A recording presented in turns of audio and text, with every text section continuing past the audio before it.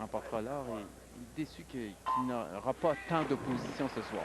Mais enfin, voyons, peut-être que d'autres prendront la place de Phelps pour lui donner un petit peu de rivalité. Première de nos 4 finales de la soirée. Nous avons aperçu assez rapidement que la marque mondiale de 3:40,08, elle appartient au compatriote de Grant Hackett, Ian Thorpe. Oui, on va surveiller aussi les temps de passage à chaque 100 mètres pour voir la cadence, voir s'il est proche de ce record du monde de Ian Thorpe. Ce serait un premier record du monde à ces championnats du monde. Hackett était devant Coman après 50 mètres. Van de Key, l'Américain, était 3e. Alors, somme toute, une cadence assez lente. Chacun conserve ses énergies, bien sûr, parce que c'est une épreuve où on peut rapidement tomber en dette d'oxygène. Il faut être capable de nager la deuxième partie de la course à toute fin pratique aussi vite que la première. Déjà 6 dixièmes de retard sur la marque mondiale, 53,62 pour Hackett. Van de Key, maintenant, l'Américain, est 2e. Au 3e rang, c'est Coman. Alors, on voit avec quelle aisance Hackett nage. C'est un nageur très, très puissant. Il économise un bon battement de jambes, mais son principal moteur, effectivement, ce sont les bras. Et il a une très belle poussée dans l'eau. On peut parler déjà de domination de la part de Hackett, toujours premier. Van de Key a glissé en 4e place. Coman est 2e. Au 3e rang, c'est Melouli, le Tunisien. Oui, ça serait... Ah, s'il y avait une médaille, là, ça serait vraiment un événement incroyable. Je lui souhaite. À 15 mètres maintenant d'avoir complété la mi-course, Grant Hackett est toujours en tête.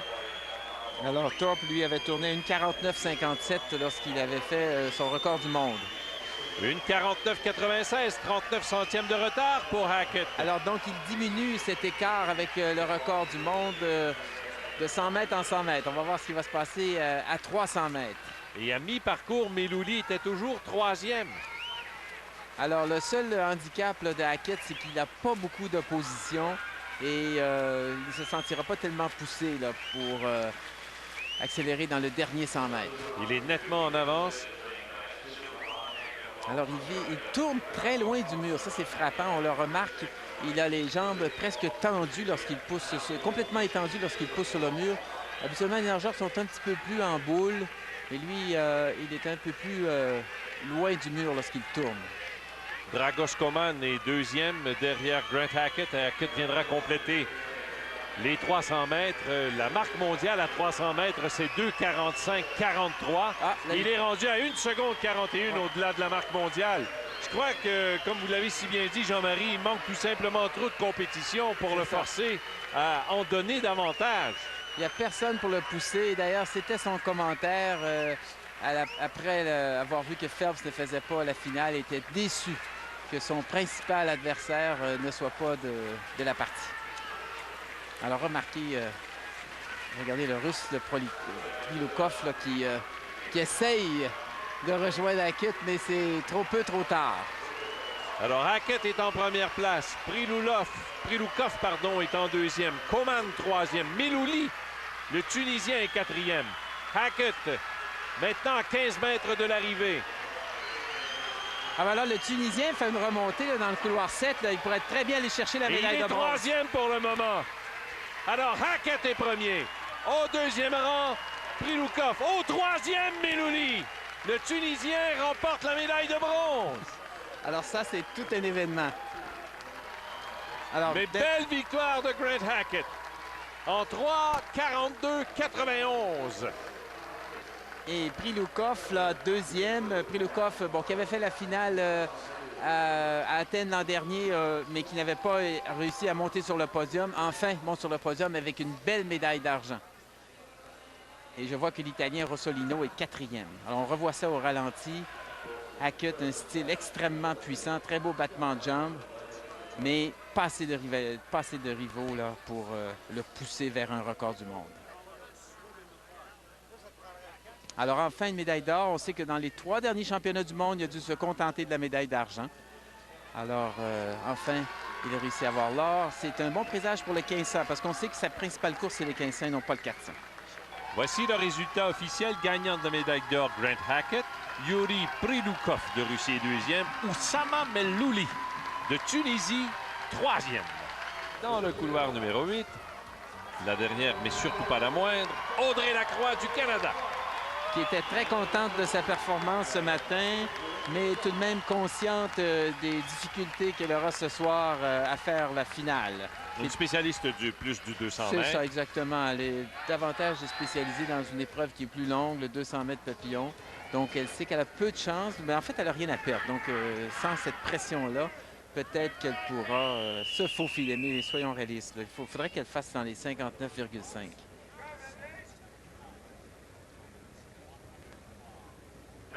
Voilà, prêt pour le départ. Ça a été donné. Bon départ de l'Australienne. Oui, Schipper. Oui, dans le couloir 4, exactement. Elle a eu une très bonne poussée sur le bloc, ce qui lui assure une légère avance sur ses adversaires. Alors, 57,91 ce matin. C'est intéressant de voir si elle fera mieux, alors que Liz Lenton a gagné le premier départ en 58,11. On approche les premiers 50 mètres. Au premier rang, c'est Schipper devant Jedrzejak. Moravkova est troisième. Audrey Lacroix sixième en 28,12. Oui, 26,83 pour Schipper. C'est à peu près le même temps de passage que... C'est le même temps de passage que Liz Lenton tout à l'heure. Toujours Schipper en tête. À sa droite, Jedrzejak et Moravkova vont très, très bien. Audrey Lacroix a perdu un peu le rythme dans les 50 derniers mètres. Schipper l'emporte. C'est devant Jedrzejak. Audrey Lacroix arrête le chrono en 1 minute 83. Alors que Schipper vient d'établir un nouveau record, mais un record du championnat en 57,75. Le précédent lui appartenait depuis ce matin en 57,91. C'est ça, donc 16 centièmes. On la revoit ici. Très bon départ. Elle a vraiment poussé. Elle n'est pas restée tellement longtemps sous l'eau, mais elle avait une bonne poussée sur le bloc. Et là, on voit actuellement son virage à la verticale comme il se doit. Quelques battements papillons et on repart. Et on va revoir la toute fin. En fait, une course assez... Elle a égalisé ses efforts. Elle n'a pas pris tellement d'avance au premier 50, mais elle a conservé la petite avance qu'elle avait. Ça va être une belle lutte en finale contre Lenton. Alors, voici le résultat de la deuxième vague. Schipper devant Jedrzejak. Descenza, l'Américaine, finit troisième. Audrey a fini au 7e rang en 1 minute 33 centièmes. Alors Audrey, ton aventure au 100 mètres papillon se termine en demi-finale. Ce qui était un peu prévisible, je pense, et pas forcément dramatique compte tenu de tes ambitions se tournent plutôt vers le 200 mètres. Oui, bien, je me suis pas vraiment entraînée pour le 100 mètres depuis 2 ans. De nager 2 fois, c'était déjà un bonus pour moi. J'ai amélioré mon temps. Ce soir, j'espérais peut-être faire un peu plus vite, mais c'est vraiment pas sur cette épreuve-là que je me suis concentrée cette année. Donc, compte tenu aussi du niveau de stress élevé, puis il fallait que je m'habitue un peu à tout ça. Donc, je suis contente de ma course. Puis, c'est ça, moi, je me suis entraînée pour le 200 mètres papillon, puis c'est ça que je suis venue faire ici. Donc, c'est mercredi que ça se passe. C'est mercredi que ça se passe. Ça a été une bonne préparation. Tu as appris des choses. Ça va te servir pour le 200 mètres? Oui, définitivement, oui. C'est une expérience incroyable. J'ai vraiment aimé ça. Puis, je vais m'en servir pour le 200 mètres papillon, c'est sûr. Ça va m'être utile. Bonne chance. Merci.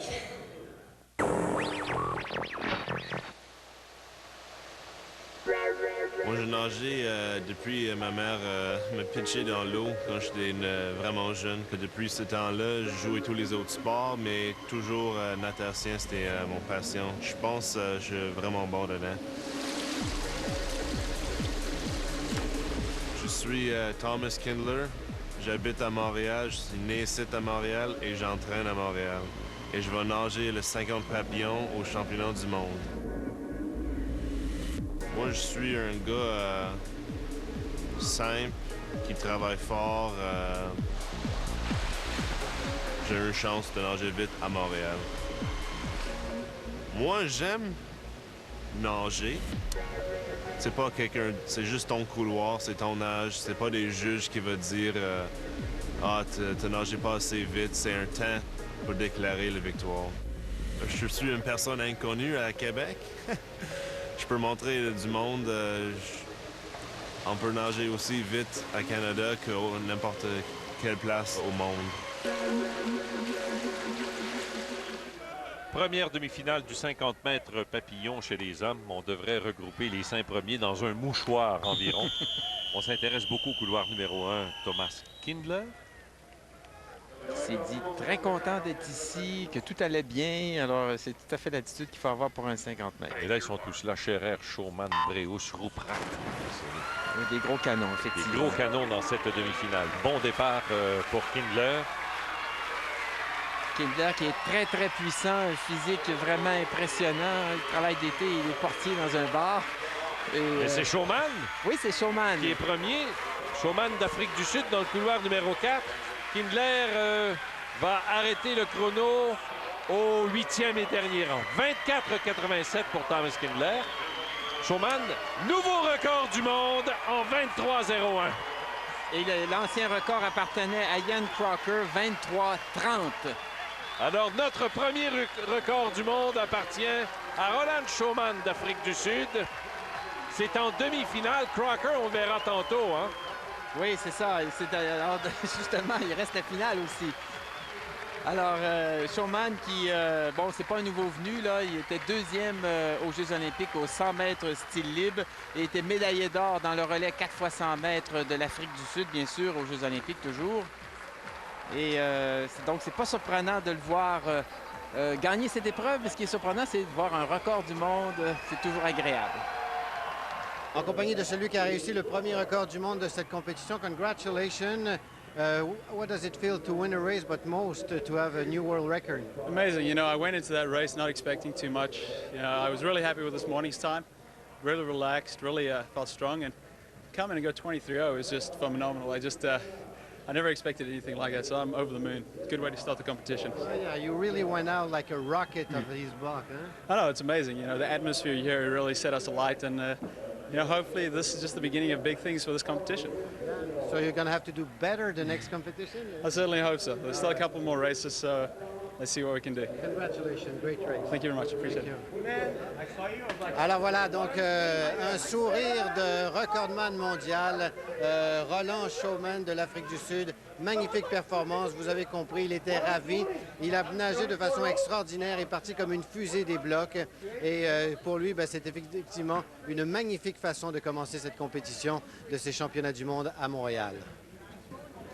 Avec Thomas Kindler, Thomas, ça allait très, très vite dans ta vague. 8e, par contre, ta meilleure performance en carrière aussi. Oui, meilleure performance, mais je pense de rattraper 23,01, j'ai besoin de nager plus vite. Hein? C'est le meilleur temps.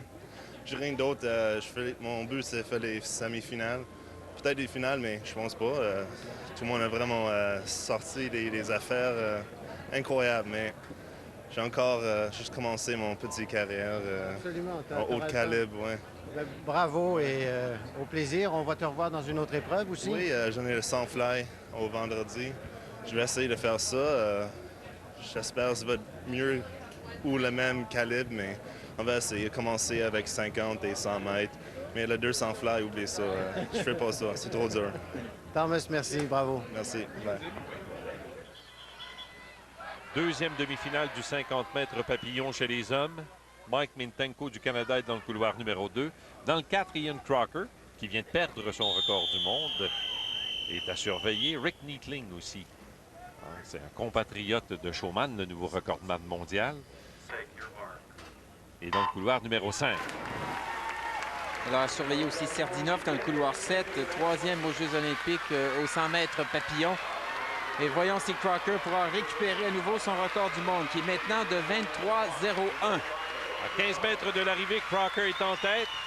Mintenko fait de l'excellent travail. Mintenko pourrait terminer parmi les 3 premiers. Alors, on arrête le chrono en 23,32. Alors, c'est 31 centièmes au-delà de la marque mondiale. Mintenko finit 4e. Avec un record canadien, quand même, petite consolation. Il n'a pas réussi à monter sur le podium, mais il a battu le record canadien qui est de 23,97. Alors, 23,85 Il a fait Mintenko. 23,85 et il se classe au 8e rang. Sera de la finale, Mintenko. Tout à fait. La championne olympique du 400 mètres, Laure Manodou, nous attend de l'autre côté de la pause. À tout de suite. Les épreuves individuelles, il y en a seulement 2 qui ont réussi, dont Brittany Reimer aux 400 libres chez les dames. Il y avait pour l'affronter Laure Manodou. Et ça, pour vous donner une idée du niveau de difficulté de cette qualification, on prenait les 8 meilleurs. Manodou, championne olympique, a réussi le 8e temps. C'est à peine qualifié pour la finale, imaginez. On va la voir, cette finale, et vous allez voir, elle n'a pas pris de risque. Tout un départ. On rejoint Jean-Marie de Coninck et René Potier. Deuxième finale de la soirée, le 400 mètres nage libre chez les femmes. Le meilleur temps enregistré aujourd'hui appartient à la Canadienne Brittany Reimer, donc couloir 4. Mais quand même, Jean-Marie, on doit favoriser celle qui s'est donnée toute une frayeur ce matin. Laure Manodou, la Française qui prendra le départ du couloir numéro 8, était favorite avant cette épreuve. Et elle n'était pas contente de sa performance de ce matin. Elle dit qu'elle est partie trop lentement. Elle aime ça partir vite, prendre les devants et garder cette avance. Et elle a dit de plus qu'elle avait mal aux jambes, donc peut-être un signe de fatigue. On verra ce soir ce que ça va donner. Rappelons que Manodou avait remporté la médaille d'or à Athènes dans ce 400 mètres style libre. C'était la première médaille d'or de la France aux Jeux olympiques du côté féminin. Et avant de s'amener ici, a avoué que parmi ses objectifs, elle est première d'ailleurs après 50 mètres, parmi ses objectifs, c'était de battre le record de Janet Evans, la marque mondiale qui est à 4:03,85, établie en 1988. Un record qui est presque intouchable pour le moment, mais sait-on jamais. Alors, Brittany Reimer a tourné 5e au premier 50 mètres, mais c'est pas inquiétant parce que, bon, elle est dans la course, elle est parmi les meneuses. Elle est à peu près 3e, à peu près, 3e ou 4e. Au quart du parcours, Manodou est première, Brittany Reimer 4e. Alors, à surveiller aussi Camilla Potek, là, qui est juste à côté d'elle dans le couloir 5. Elle a tourné 5e. Elle était 4e aux Jeux olympiques dans ce 400 mètres style libre. Mais Manodou a pris déjà une avance qu'on peut presque regarder à l'écran. Oui, presque une avance confortable alors que l'on viendra compléter 150 des 400 mètres. Oui, alors Manodou, vraiment, elle dit qu'elle aime partir vite et rester en avant. Et ce matin, on l'a vu, bon, partir plus ou moins rapidement. Elle était en 2e position. Elle ne paraissait pas tellement confortable. Mais là, elle a décidé de remettre les compteurs à zéro. Et Brittany Reimer était à 2 centièmes de seconde d'une place sur le podium. Oui, alors là, on sait que Brittany Reimer a brisé le record canadien ce matin avec un temps de 4:08,28. Record canadien qu'elle détenait, mais qu'elle avait établi en 2003. À mi-parcours, Manodou est en tête. Brittany Reimer est maintenant 3e. Et Manodou était sur une cadence incroyable de 8 dixièmes de seconde plus rapide que le record du monde de Janet Evans. Et va-t-elle tenir le coup dans le 2e 200 mètres? On sait qu'à ce moment-là, on tombe en dette d'oxygène et que c'est extrêmement difficile. Et malheureusement, pour le Canada, la question se pose aussi pour Brittany Reimer. Elle est 3e à peu près actuellement. Enfin, on va voir au virage. Ouf! Au virage, elle est 4e. Tout juste derrière Camilla Potek. Manodou est toujours en tête. Alors, Manodou va vouloir tourner plus rapidement que Janet Evans. Mais Janet Evans, lorsqu'elle avait fait son record mondial, elle avait tourné à 2:02,14. Bon, on a vu tout à l'heure Manodou tourner à 2:01, mais elle était revenue en 2:01,70. Elle était revenue plus vite dans le 2e 200 mètres. Est-ce que Manodou va pouvoir faire pareil? C'est pas certain. 3:03,40, c'est le temps intermédiaire. Et là, elle a perdu 7 dixièmes de seconde sur la marque mondiale. Brittany Reimer est toujours 4e, tout juste derrière Camilla Potek. Alors, Manodou commence à en arracher là, parce qu'il y a la japonaise Shibata là, qui avait remporté l'or. Tout à fait, Shibata. Oui, elle avait remporté l'or aux 800 mètres à Athènes. Bon, on est dans le 400, mais c'est sensiblement le même type d'épreuve. Après un départ fulgurant, j'ai bien hâte de voir l'écart à la faveur de Manodou alors qu'il ne restera que 50 mètres. Manodou est toujours première. Brittany Reimer a perdu du terrain, elle est 5e, mais Shibata est 2e. Et là, la lutte est vraiment engagée pour la première place. Manodou a tout de même une avance d'1,1 seconde avant ce dernier 50 mètres, mais elle en arrache. Mais elle a une avance. Oh, que ce sera chaudement disputé. Quelle belle poussée de Brittany Reimer. Oui, qui s'en va vers une médaille de bronze, on l'espère. Alors, c'est très chaudement disputé, mais Manodou l'emporte. Et Brittany finit au 4e rang. Alors, Tout juste derrière Caitlin McLatchy. alors Monodou, 4-6-44. Bon, on est loin du record de Janet Evans de 4-0-3-85. Mais quelle course! Au moins, elle a suivi sa stratégie qui était de partir à fond, prendre les devants et garder cette avance. Shibata finit 3/10 de seconde derrière Manodou. Donc, c'est donc dire qu'elle a remonté dans le dernier 50 mètres. Et Brittany a fait 4-0-7-32, record canadien, il va de soi, puisqu'elle a fait 4-8-40 en qualification. Et elle finit à 7 centièmes de seconde d'une place sur le podium. Alors, en compagnie de Brittany Reimer, Brittany, great race, so close to the podium. Yeah, I mean, it was a really close race, and I knew it was going to be the whole time. And near the end, I was thinking, I don't want to come fourth by a tenth, and I ended up. But I mean, it's a Canadian record, best time by 2 seconds this meet, and haven't even been close to that all season. Okay, congratulations, great race. Thank you. Good luck for the rest of the world. Merci beaucoup. Merci. Alors voilà, Brittany Reimer qui se disait qu'elle ne voulait pas terminer 4e. Malheureusement, c'est ce qui est arrivé. Elle est par contre très fière de ce nouveau record canadien qu'elle a amélioré de près de 2 secondes. Alors bon, la déception, mais également le plaisir d'avoir très bien nagé. Brittany Reimer, 4e.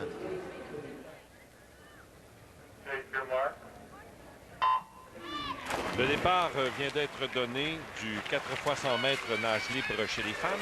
Le relais, évidemment, a surveillé l'équipe australienne et aussi l'équipe des États-Unis, qui régulièrement se dit. Mais les Françaises ne sont pas négligées non plus, Jean-Marie. Alors, les Australiennes aux Jeux olympiques d'Athènes nous avaient surpris avec une belle médaille d'or en défaisant l'équipe américaine. Et La Nathalie France. Coughlan des États-Unis, après 50 mètres, était première. Oui, alors que la France, elle, était 5e aux Jeux olympiques dans cette même épreuve.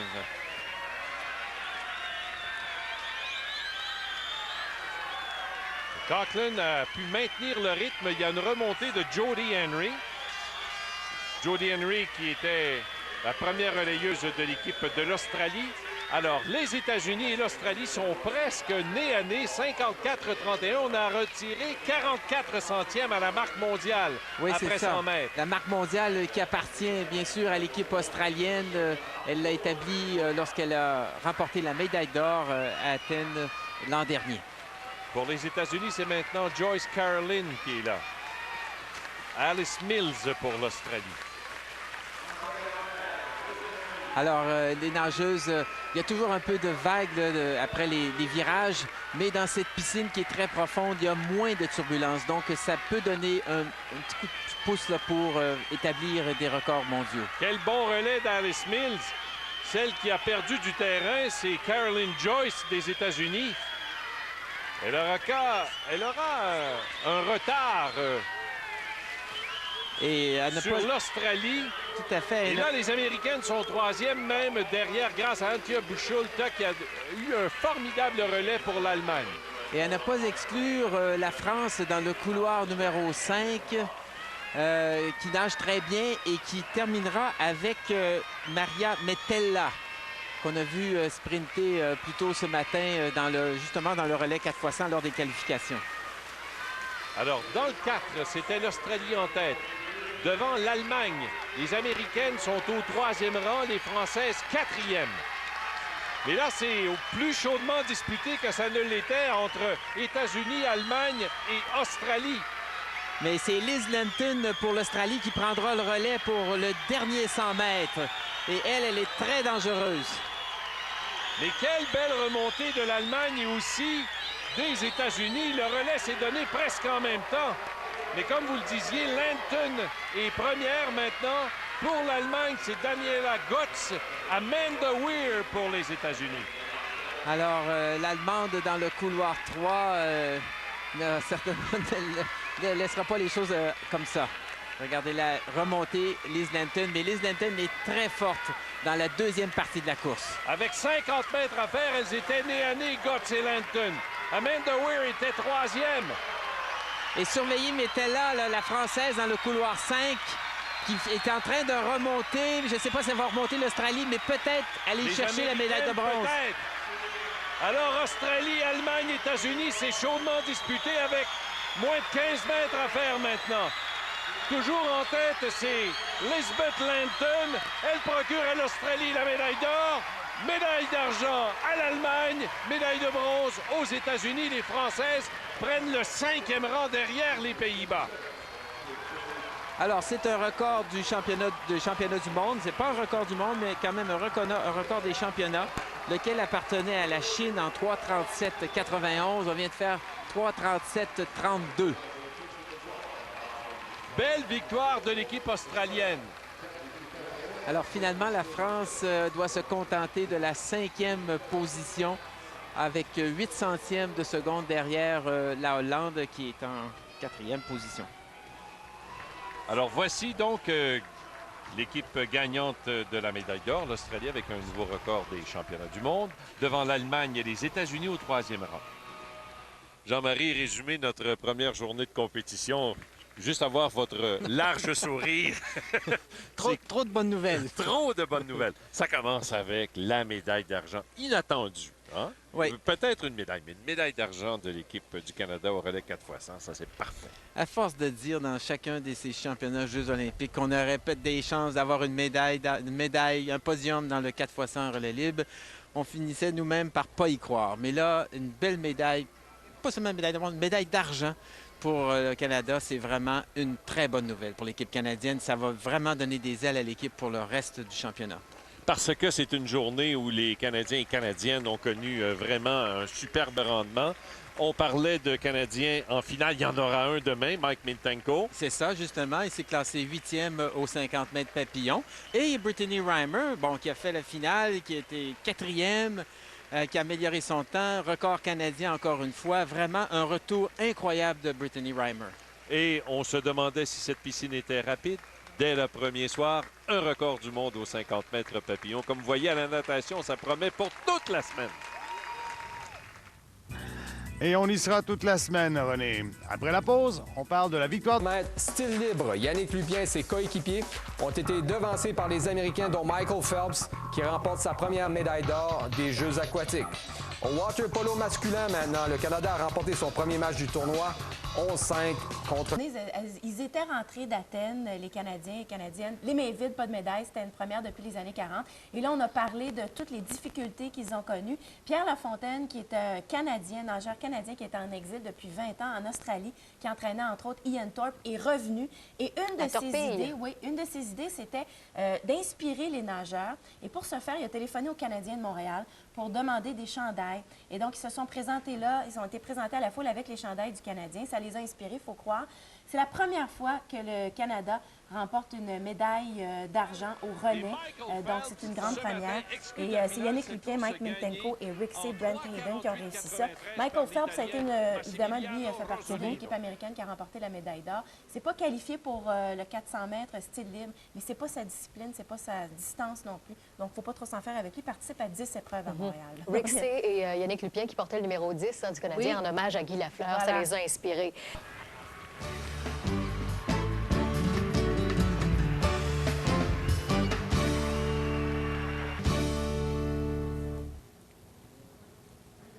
On va parler de sport maintenant. Vous savez, c'est une fin juillet assez extraordinaire pour Jean Saint-Onge parce que, bon, il y avait le Tour de France, il y avait Formule Grand Prix hier, puis le tennis qui s'en vient dans quelques semaines. Mais là, il reste une semaine complète et il sera beaucoup question de natation. Jean, notamment, ce qu'on appelle le 200 mètres pour les hommes.